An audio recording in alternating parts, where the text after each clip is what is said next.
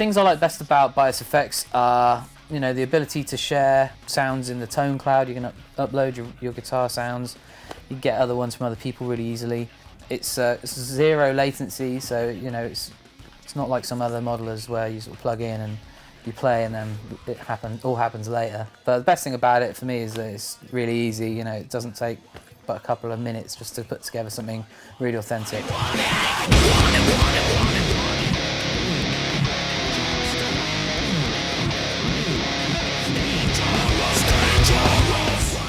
Using Bias Effects, you have access to a number of different amp heads, the modelled effects that are familiar, the interfaces are all familiar, so you go in and you can say, I'm after this kind of octave or this kind of effect, and all the controls are familiar, so it's interface-wise, it's like using the real thing.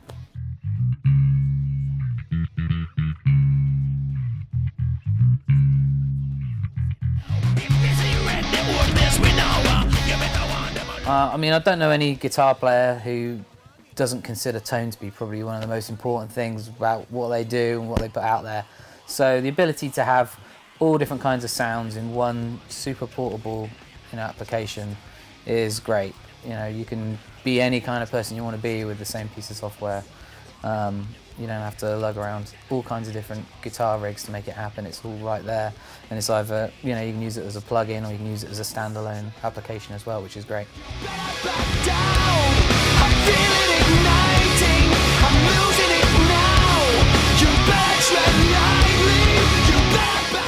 Seems to me with Bias Effects there are lots of options for the bass players. I know there's an expansion pack with a number of effects, and again, if you are familiar with bass effects, what is available, there's kinds of versions of that in the package in Bias Effects itself. Sometimes you go into guitar modelling software and you'll be quite limited, but this seems, you have pretty much anything you want, really.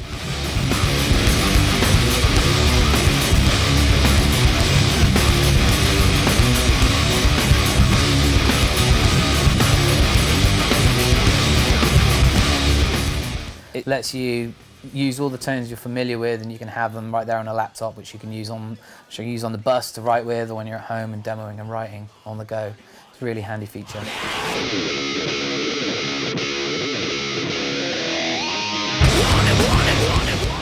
It kind of feels like it reacts like an amp would react, and I think that's the make or break for a lot of amp simulations, amp modelling, that it doesn't sound like when you play at any velocity, it kind of does weird things in other programs, and I think this sounds pretty legit. It's dangerous, dangerous.